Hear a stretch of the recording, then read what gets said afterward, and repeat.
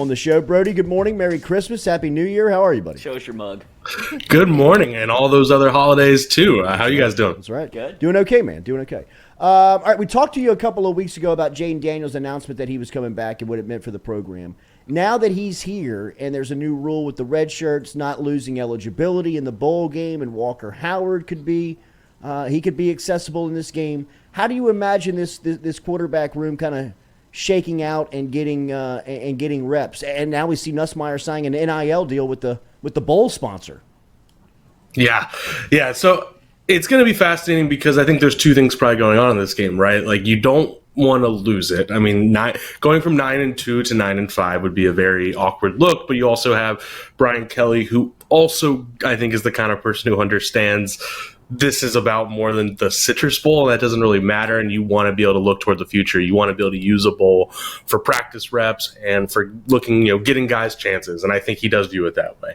You add in Jane Daniels is healthy for the game, but still, he's a little banged up and all that. I do think it's pretty reasonable to expect you might see some younger guys get chances to play. One, Purdue is depleted. I think LSU is a better team than Purdue in a vacuum anyway. Then you add in all the guys out right now, which are the core of this team. Their coach gone. LSU also might be in position to win this game by a few scores. So yes, that opens up even more for more guys to get reps. But so I don't have a great answer in terms of information I'm hearing or anything like that. But I do think this is a good chance to probably let multiple guys play because Jaden Daniels is coming back and. Sure, he's going to be the front runner for any starting position, but Brian Kelly is also absolutely not the type to just be like, "Hey, this is yours." I mean, he has benched a returning starter before, so at the same time, I do think there will be a competition, so that should be watched this game. Same position they were in last spring, right? I mean, as far as the quarterback room goes, I mean, and as they continue to recruit at this level, this will be the blueprint that we see for years to come, right? Absolutely. And it's one of my favorite things to follow of like every time something happens with quarterbacks, fans respond with like, oh, this guy's going to transfer. Oh, no, this guy's going to transfer. And yeah, possibly.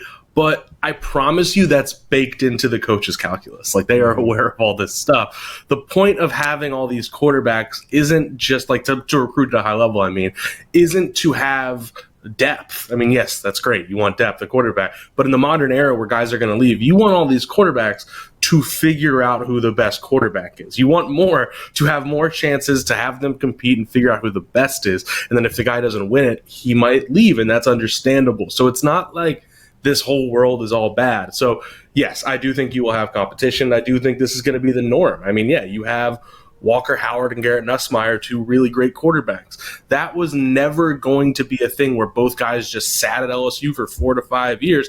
It was, hey, who's going to figure out who the best one is? Or Colin Hurley in the mix in a few years and Ricky Collins and whoever else. Yeah, one of those guys is going to leave, but it's about figuring out who the best is. That is how the best programs do it. Last week, LSU, along with the rest of college football, wrapped up recruiting, Brody. LSU reels in a top 5 class in the first real session under Brian Kelly. What'd you make of the group that they reeled in? Overall, you have to give it a good grade. But the thing with signing days that I think is I'm really just accepting, like every signing day ever is this odd mix of you're very frustrated about one or two guys you didn't get, but then you have to take a step back and realize like it's all pretty good. And that's how almost every Ogeron class was. It would be like 4th overall, but man, you missed on, Jordan Birch or whatever. And I think that's kind of how you're going to have to look at this one, where this was a very good signing class. This was, I think going into it, we spent the whole spring talking about like, can Kelly recruit in the South? How is he going to do with this? And it didn't look good at first. And now you have a top, 6th class in the country. I think more importantly, it's a very well-managed class, I think, which you didn't always see under Ogeron, where, each concern has been hit pretty intelligently, and the cornerback room got a lot younger. And I know the big focus on Thursday was you don't get Desmond Ricks, and that stings. But you also added, and you lose Dalen Austin, but you also added Javian Taviano, you added Denver Harris. You're probably going to add another veteran in that room, and the cornerback room got younger, and I think that's what they needed to do. So I think this is a very good class. It's obviously not completely over. Is it an elite class? No, but at the same time, I think it's one you have to be pretty happy with. Denver Harris is one of 7 transfers that's going to come in and should make an immediate impact. Anybody out of that group that they pulled out of the transfer portal that you have expectation for? I think one I don't know, expectation, but one I'm just really intrigued by, I'd say, is Parashand. I think he's one who I think they just love his physical makeup. They think that guy, one, he's raw. He's not like Ollie Gay, but kind of in the sense that he learned to play football late. Also, they see him playing Ollie Gay's role because they think he was kind of, he was so raw that he played multiple positions at Arizona. They were kind of figuring it out, and they think that guy, if he's in a better, strength and conditioning program, they think if he's, better, focused and whatnot, they think that guy can really achieve some big things. And he did good things at Arizona. So I think he's one to watch because he could just right away slot into being the day one starter at that defensive end spot. I think that's one that jumps out for me. Yeah, Shan, 4.5 tackles for loss last year for Arizona. Denver Harris is a big pickup. He was a guy that LSU was closing in on late in the process last year and lost him to Texas A&M. What did they get in Harrison? What did you hear about getting him to Baton Rouge and kind of his recruitment to land him? Absolutely. So the thing with Harris is his talent was genuinely never in question, like ever. I mean, obviously LSU wanted him a year ago, and he was on the Athletics, our midseason freshman All-American team when he was still playing every game for them. Like what he showed on the field is a guy who is a day one obvious great SEC corner, huge kid. Obviously, it came with question marks, and I think, we talk to people around Texas A&M. Also, we have reporters who are so plugged into A&M, and everything we got back was it's more like dumb kid things. It wasn't like he was a guy getting in major trouble or these massive red flags or like, oh man, you can't bring that guy in. It was some young kid things, and that's not that's not what Brian Kelly's trying to avoid that stuff. But I think LSU, as you've talked about, did its vetting, absolutely had meetings, talked to every coach, counselor, all that stuff to figure out kind of who he is. And I think they came away from the perspective of this guy needs structure. He's very young, and that is the one thing Brian Kelly and LSU, I think, have been, one, achieving, but two, definitely selling, is that ability to give structure and get the most out of kids. And then the last part you mentioned is recruitment. Everything I've heard is I don't get dramatic, but he didn't exactly want to go to Texas A&M. I think he deep down wanted to go to LSU a year ago, and obviously that stuff gets complicated in recruiting. So I think once LSU gave the green light, I think LSU was always going to be the front runner. The wide receiver room adds a former 5-star athlete in Aaron Anderson out of the transfer portal from Alabama, a guy that LSU had a commitment from during his process and ends up back at the flagship school in Louisiana. How good is the wide receiver room next year? I mean, it's scary to think about how good they're going to be. Absolutely, yeah. I mean, that should be you would think. I mean, that should be the clear strength of this team next year. And I think what's even better is going to this year, we were like, oh, they're going to be so good. There's so much talent, but there still was some rawness. There still was some what do you actually have?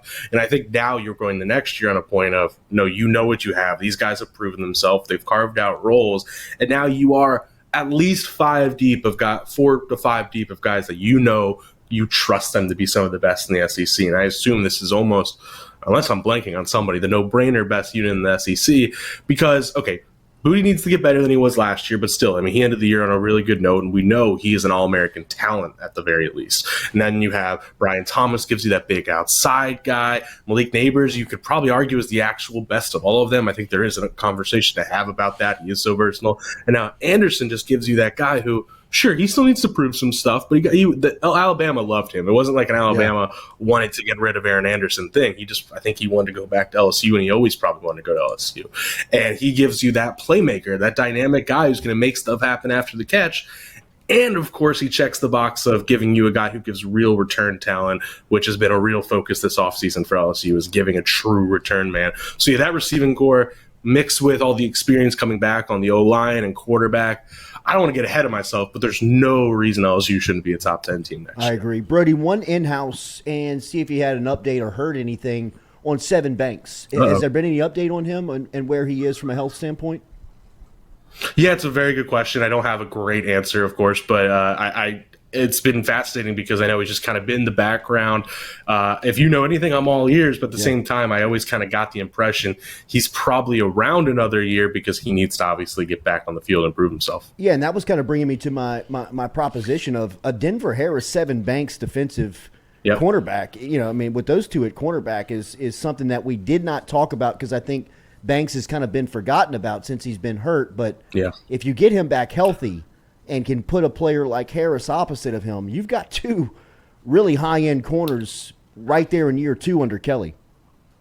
No, I think it's a really good point. That's part of why I liked the bank signing when it happened, even though I knew there was a good chance that he would be very limited in what he did this year, because it was a zero-risk addition. It is a guy who the stuff can be misleading, but he was a first-round projection going into 2 years ago. He is that kind of talent, and it's worth the risk. And, yeah, I'm never going to put stock in assuming anything out of him until you see it, because he did have major injury issues and then re-injured stuff this year. And that's not a great recipe, but he is that kind of talent. So yeah, that does add a level of, I wouldn't say experience is even the right word, but an element of kind of upside and stability to this room where you're going to have big talent. The room got younger, but you also do have guys like Harris and Banks who have played major football in college football, and you might add even another guy after that. So yeah, I think it's a great point. What do you make of the personnel turnaround they've made on the offensive line in just 2 short years of Kelly being here?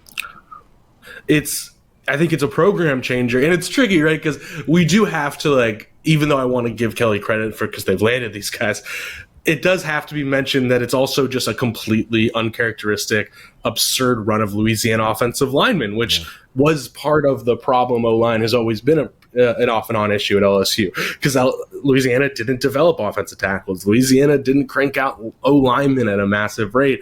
And all of a sudden, at least 4 legitimate, clear, no-brainer take offensive tackles in Louisiana in two cycles. That makes Brian Kelly almost to some extent look like he did better than he even is. But no, they've done the best out of developing it. I think they deserve credit for having those 2 true freshmen ready to go. And now to be in a position where, as Lance Hurd, who is a no-brainer star, he isn't obviously starting this year. He can develop. Will Campbell had to play. You don't have to play Hurd right away. You don't have to play Adams and Chester right away and all these things. And now you are finally at the point that I think Ogeron was never able to get to, of having possibly, if you pull off another class like this, a real chain of development and talent on the offensive line, which is what LSU desperately needs, and obviously then the upside comes with it. So yeah, I think it changes the entire height of what this program could be. What do you expect here in year 2 or the full offseason of Brian Kelly now that he has his kind of program rolling? It feels like it's his now. I definitely think it feels like it's his now. Really, there's the one class really that you could say is really not his, and still so much of the core of this team are his young guys, are his transfers and all that. And I think what you're going to see in this next offseason, and I use the Burrow example a lot, not because anything should be like Burrow, but it's the greatest evidence I've been around of, okay, it's one thing to be drinking through a fire hose for your first year, and, you're getting acquainted to things and you do pretty well. But you see teams really take a leap when they actually know each other and have a full off season. I think that's when programs really step up, and that's Burrow is the best example, where he was able to have these players only workouts all the time, getting timing down with receivers, getting meetings with Brady and Ensminger every day. And it's not about quarterback or Jane Daniels. It's about now you're going to see Kelly's program. They've figured it out. They're not drinking through a fire hose anymore. They know what they're doing. And now you have a whole year to be like, all right, what can you improve on? What can you hey, let's get this connection better. Let's adjust this. And that's where I think this program, especially under Brian Kelly and the way he does things, could take a big leap. It's I don't know if this team is national title talented. Probably not. But this is a team that has, I think the depth is getting there and the clear talent's there where, yeah, this should be a team that expects 10-2. I'm not saying they get there, but that's what their bar should be. Brody Miller from The Athletic on Twitter at Brody A. Miller. Enjoy Orlando, man. Thank you. Thanks, guys. Take care. All right, Brody Miller checking in this morning. Athletic Make sure and read his Labs is work. kind of fire.